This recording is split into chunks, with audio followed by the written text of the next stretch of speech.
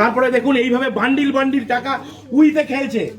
আজকে কর্পোরেশনের অফিসাররা এসে যখন পরিষ্কার করতে বলেছে, তালা ভেঙে এই পার্টি অফিস, দেখুন দেখুন নেতৃত্বের পার্টি অফিস, তারা এখানে এইসব হোর্ডিং ব্যানার এবং এই বাক্স দুটি রেখেছিল।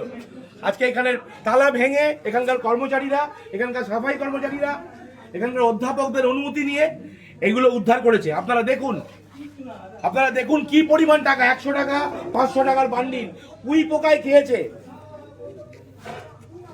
এই টাকার উৎস কি আমরা জানতে চাই। এই টাকা কারা দিনের পর দিন এই কলেজে যারা দুর্নীতি করেছে, এই কলেজে যারা দিনের পর দিন ধরে দুর্নীতি করেছে, এই কলেজে দিনের পর দিন যারা টিচিং স্টাফদের ঠকিয়েছে, প্রফেসরদের সঙ্গে গুন্ডামি করেছে, তাদের প্রত্যেকের টাকা এটা।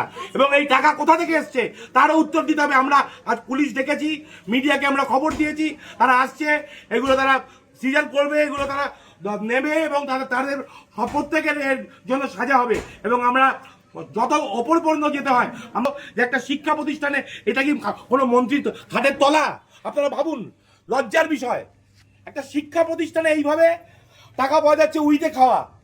সুরেন্দ্রনাথ কলেজের পেছনে জিমনাসিয়ামের সামনে পুরনো গোডাউন ঘর থেকে এই ঘরটি দেখাও। আমরা এই দুটোই বাক্স উদ্ধার করেছি, তার মধ্যে এইভাবে টাকা উইতে খাওয়া টাকা পড়ে রয়েছে। আরো 2-3টি ঘর এরকম বন্ধ রয়েছে, সেগুলো ভাঙার প্রক্রিয়া চলছে।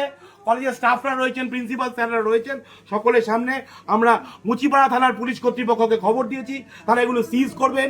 মিডিয়াকে খবর দেওয়া আছে সকলের সামনে। এগুলো আপনারা দেখুন কিভাবে মানুষের সঙ্গে দুর্নীতি করা হয়েছে। মানুষ খেতে পাচ্ছে না, সারা দেশ বিভিন্ন রকম ক্রাইসিসে ভুগছে, সেইখানে দেখুন এইভাবে টাকা উইতে খাচ্ছে।